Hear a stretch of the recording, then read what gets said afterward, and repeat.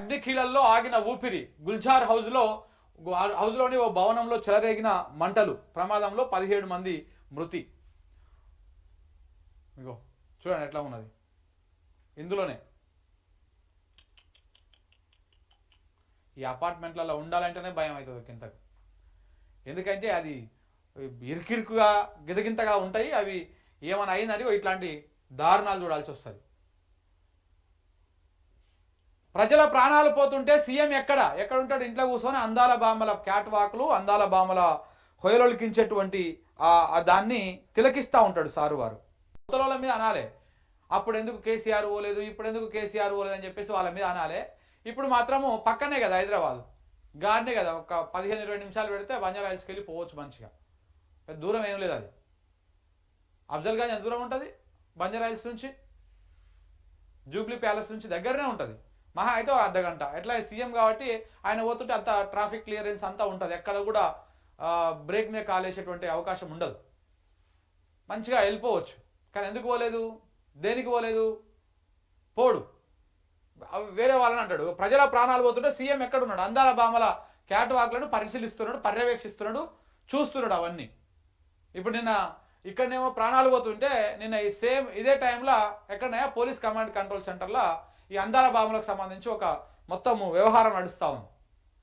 వాళ్ళంతా రావడము, అసలు గల్లా చూపించి వీళ్ళు ఏం చేస్తారో నాకైతే, ఈ అందాల బామలు వచ్చి ఏం చేస్తారో అర్థమవుతలేదు తెలంగాణ రాష్ట్రానికి. వాళ్ళు వచ్చి అంటే ప్రచారం చేస్తున్నారంట, తెలంగాణ టూరిజాన్ని ఏమంటారు ప్రమోట్ చేస్తున్నారంట. ఏడంగా ప్రమోట్ చేస్తున్నారు? ఏముందని వాళ్ళు ప్రమోట్ చేస్తున్నారు? ఎట్లా ప్రమోట్ చేస్తున్నారు? వచ్చి మన సొమ్ము తినిపోతున్నారు అంతే. వాళ్ళు మన 300 కోట్లు నీళ్ళు తాగినట్టు తాగిపోతున్నారు తప్ప ఏం ఉపయోగం లేదు దానివల్ల. ప్రమాద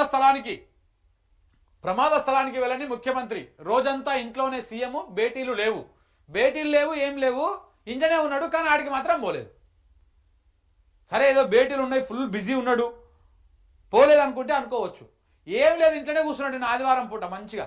నాకు తెలిసి హోమ్ థియేటర్ ఓపెన్ చేసుకొని మనవాన్ని వేసుకొని సినిమా కూర్చున్నాడో మరి ఏం చేసినాడో కానీ ఏ భేటీ కార్యక్రమాలు లేవు. నిన్న ఇంట్లోనే ఉన్నాడు కానీ అక్కడికి మాత్రం పోలేదు.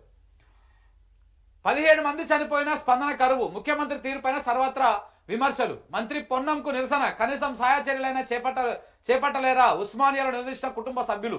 అంబులెన్స్ రాలే, ఆక్సిజన్ అందలే, సకాలంలో రాక పెరిగిన మరణాలు. ప్రమాద బాధితులను ఆటోలు, కార్లలో దవాఖానకు తరలించినటువంటి స్థానికులు. ఇది రాష్ట్ర ప్రభుత్వం పనితీరు. ఇగో ప్రమాద బాధితులను ఆటోలు, కార్లలో తరలించారు. ఇంతకుముందు మనం చూసినాం కదా వీడియో.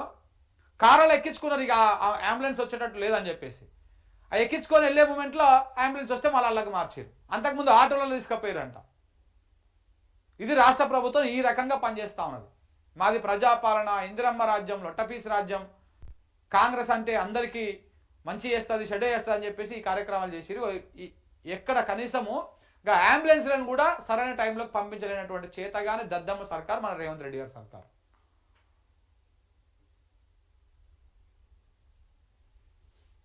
ఆంధ్రజ్యోతి ఏం రాసింది? మృత్యు జ్వాల, 17 మంది మృతి. సీఎం దిగ్భ్రాంతి వ్యక్తం చేసినంట. మృతుల కుటుంబాలకు 5 లక్షల ఎక్స్గ్రేషియా ప్రకటించారంట. 5 లక్షల ఎక్స్గ్రేషియా ప్రకటించింది ముఖ్యమంత్రి కాదు, డిప్యూటీ సీఎం ప్రకటించి ఆయన అఫీషియల్ హ్యాండిల్లో పెట్టిండు. ముఖ్యమంత్రి ఏం ప్రకటించలేదు. బాధిత కుటుంబాలకు ఫోన్లో పరామర్శ అంట. మరి ఎవరికి తెలియదు ఈ ఫోన్ చేసిన సంగతి? అంటే ఎవరికి ఫోన్ చేసినట్టు? అంటే చనిపోయి వాళ్ళు ఏడుస్తుంటే ఎవరికి ఫోన్ చేసినట్టు రేవంత్ రెడ్డి గారు? ఫోన్లో పరామర్శ చేసిండంట. ఘటనపైన సమగ్ర విచారణకు ఆదేశం. సంఘటనా స్థలానికి బట్టి, పొన్నం, దామోదర. మృతుల కుటుంబాలకు 2 లక్షల పరిహారము, క్షతగాత్రులకు 50,000 అని చెప్పేసి ప్రధానమంత్రి నరేంద్ర మోడీ ప్రకటించిండు. ప్రభుత్వం ఏమో 5 లక్షల నష్టపరిహారం ప్రకటించింది. ఇది ఆంధ్రజ్యోతి చాలా పాలిష్డ్గా కవర్ చేసింది. ఇక్కడ ఆంధ్రజ్యోతిలో ఎక్కడ కూడా ఆక్సిజన్ లేదు అన్నటువంటి వార్త కానీ, ఫైర్ ఇంజన్లో వాటర్ లేవు అన్నటువంటి వార్త కానీ, ఆ బాధిత కుటుంబాలు ఆరోపించినటువంటి వార్త కానీ లేదు మిత్రులారా. ఆంధ్రజ్యోతి అనేటువంటి పత్రిక మంచిగా పాలిష్డ్గా కవర్ చేసింది అనమాట, రేవంత్ రెడ్డికి డ్యామేజ్ కాకుండా. ఈనాడు ఇది అలాంటిదే. పొగబట్టిన మృత్యువు. చార్మినార్ సమీపంలో గుల్జార్ హౌస్ చౌరస్తాలో వ్యాపారి ఇంట్లో ఘోర అగ్ని ప్రమాదం. ఒకే కుటుంబంలోని 17 మంది మృత్యువాత. మృత్యులో 8 మంది పిల్లలు, 4 మహిళలు, 5 పురుషులు. షార్ట్ సర్క్యూట్ కారణమన్న అగ్నిమాపక శాఖ అధికారులు. దుర్ఘటనపైన రాష్ట్రపతి ముర్ము, ప్రధాని మోదీ, సీఎం రేవంత్ రెడ్డి దిగ్భ్రాంతి.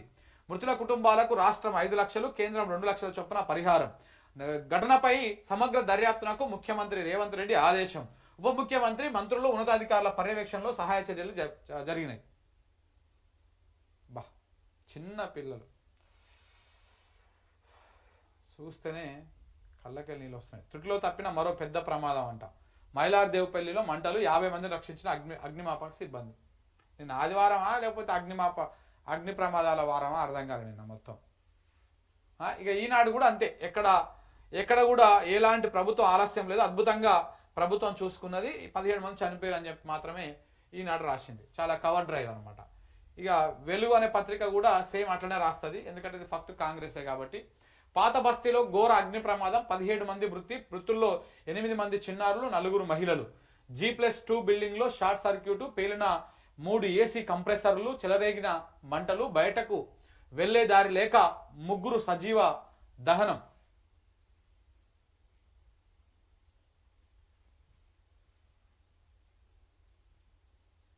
ఊపిరాడక మరొక 14 మంది కన్నుమూత. ఊపిరాడక అంతే, ఆక్సిజన్ అందక, సమయానికి అంబులెన్సులు రాక, ఇవేవి కాదు కారణం, ఓన్లీ ఊపిరాడకని చనిపోయారు అని చెప్పేసి మన వెలుగు పత్రిక కన్ఫర్మ్ చేసేసింది.